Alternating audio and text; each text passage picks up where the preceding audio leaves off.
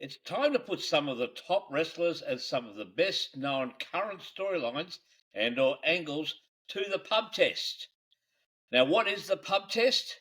Well, if you've been a long time viewer of this channel, it's been described previously. Now, Aussies, you already know what the pub test is, but for anyone that's new, I'll give you a refresher course and conduct all new pub tests later on. There's also some recapping, some looking forward to what's coming up soon, some updates, and basically something for everyone. Strap in, all this and more on an action-packed episode number 42, if you don't mind, of If You See Kayfabe.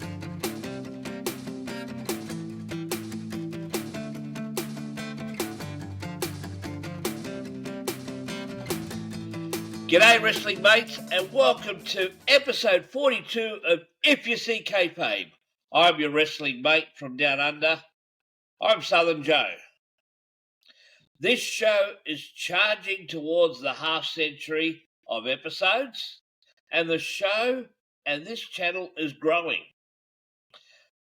As well as If You See Kayfabe, I also do some fun shorts out of my courier van called Joke of the Moment. Now I'm looking at upgrading that space when I can, so stick around. I originally opened this channel as a way of preserving old clips that are recorded on my VHS player back in the day.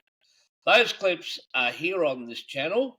Now please enjoy them, even though I can never make 1 red cent from these copyrighted gems. Now, as well as some comedy clips, there's some classic wrestling gems. 2 wrestling clips I can recommend. Firstly, there's the Piper's Pit, where the heel Andre the Giant had already challenged Hulk Hogan for a world title match at WrestleMania 3, and the Rowdy one was awaiting Hogan's response. The other one is an absolute banger of a brawl between Rowdy Roddy Piper and Mr. Wonderful, Paul Orndorff.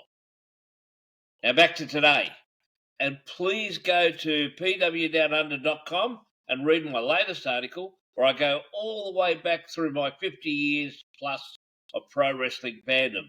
It's interesting to see how wrestling has changed since the early 70s, especially here in Australia, and how we Aussies, how we consume both local and US wrestling shows. I also have the first in a series of dream matches, fictional articles that will be online either by the time this episode is uploaded or close to it. Now, big thanks to my guests for my previous 2 episodes. It was great hearing about what it was like to be an enhancement talent from the Attitude Era and other times from Casey Thompson, who's an accomplished wrestler who was trusted for 20 plus years to put over some of the legends of the era. Also, a big thank you to the founder of Chikara Pro Wrestling and a former WWE trainer, if you don't mind, Mike Quackenbush. His insights were very enlightening, especially on the eve of his tour of seminars here in Australia.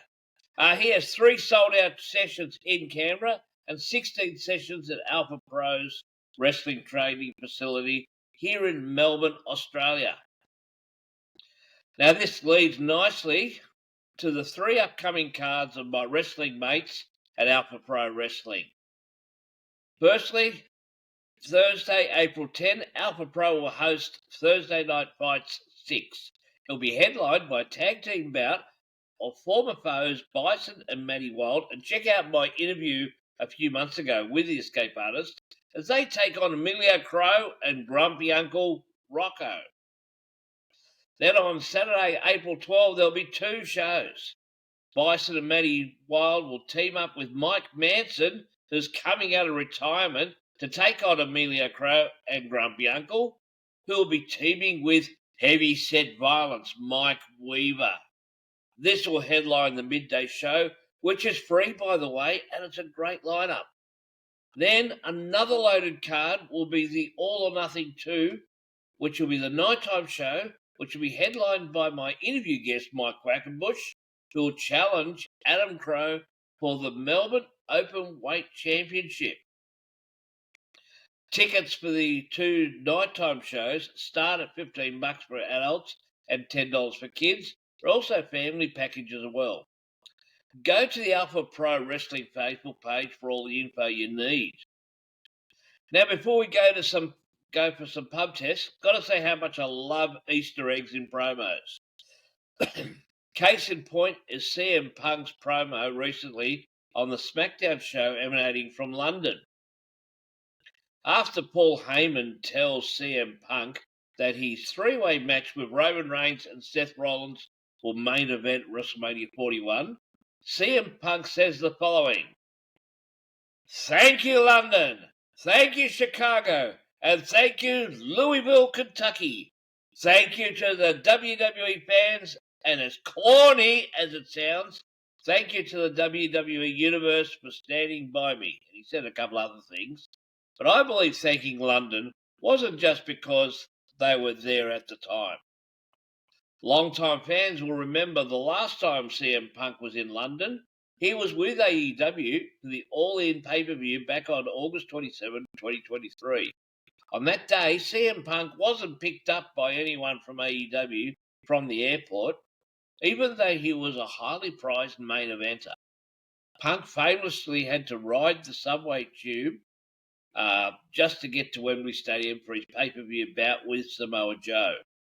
That match took place moments after a backstage altercation with Jungle Jack Perry, of which many AEW fans and other internet followers would have seen by now. Now, more on Jack Perry in a moment. Now, naturally, thanking Chicago is CM Punk thanking his hometown. But Louisville, Kentucky? Well, that combined with CM talking about things corny would be, in my opinion, his homage to Jim Cornette.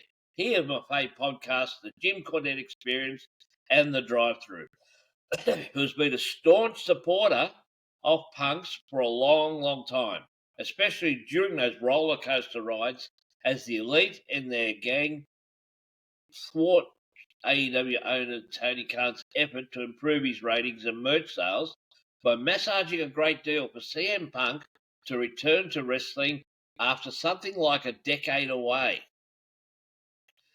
Going back to Punk's infamous visit to London for the 2023 All-In pay-per-view, that altercation backstage with Perry was after Perry made a comment about using real glass into the camera in his match with Hook, which was a piddly pre-show match, by the way.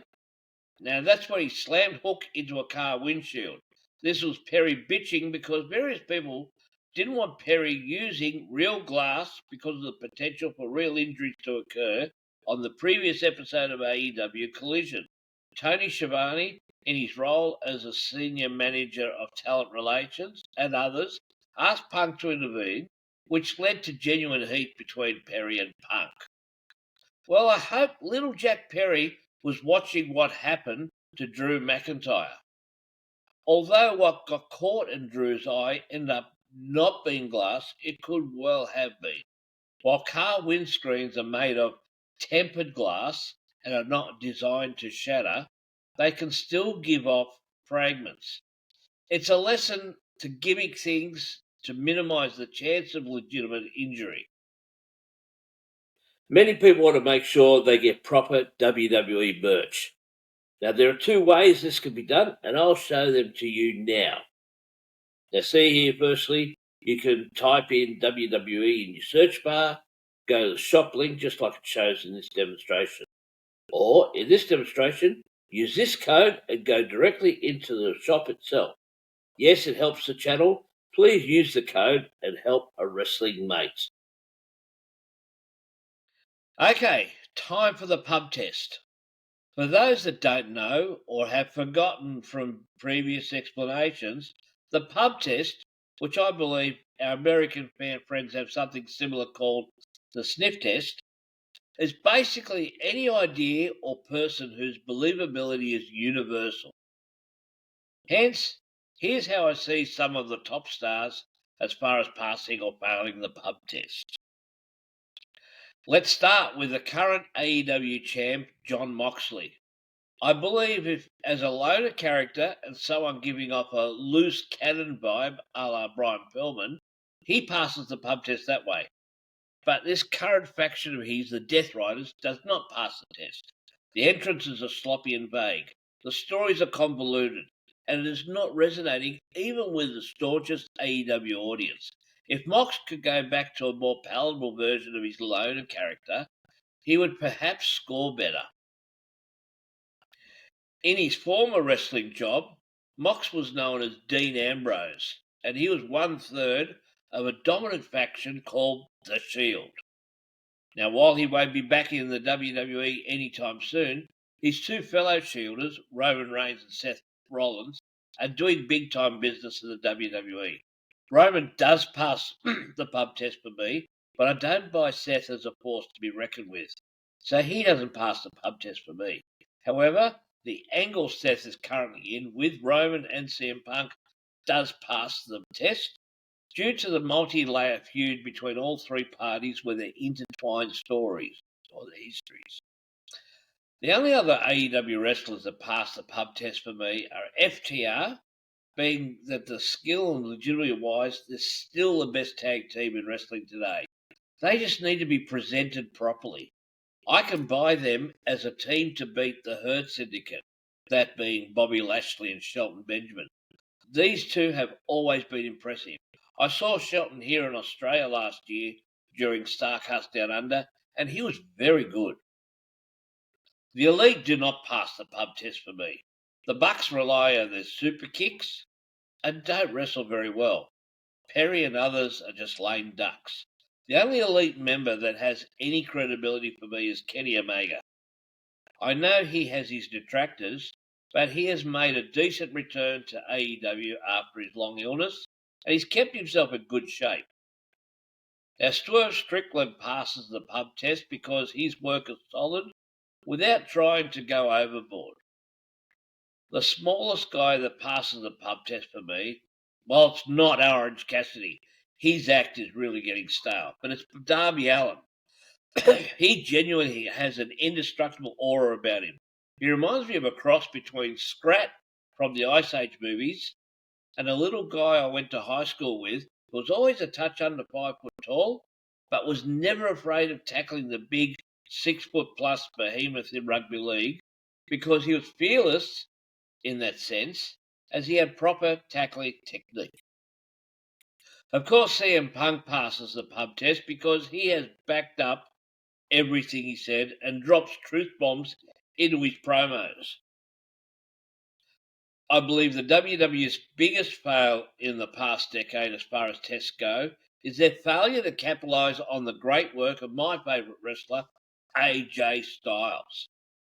I reckon many in WWE creative forget AJ's debut, the mega pop he got before he even appeared because the big screen showed 3 words, I am phenomenal. While AJ did get a couple of world title reigns and some assistant manager straps, he's been buried compared to how good he really is. Now look, I know the WWE is seriously loaded as a roster, and AJ has had a few injuries. But do you really think that Ric Flair would have taken such an interest in seeing AJ succeed if he didn't think he had immense talent? Now, if I were AJ Styles, I would take a huge chunk of AEW money, have creative control, and make sure the Bucks and their ilk didn't stand in his way of doing what CM Punk was stifled from doing for AEW, and that's putting AEW back on the map. Okay, pub's closing, last shouts. We've had a good time. Hope you come back next time for another episode of If You See Kayfabe. Hooroo!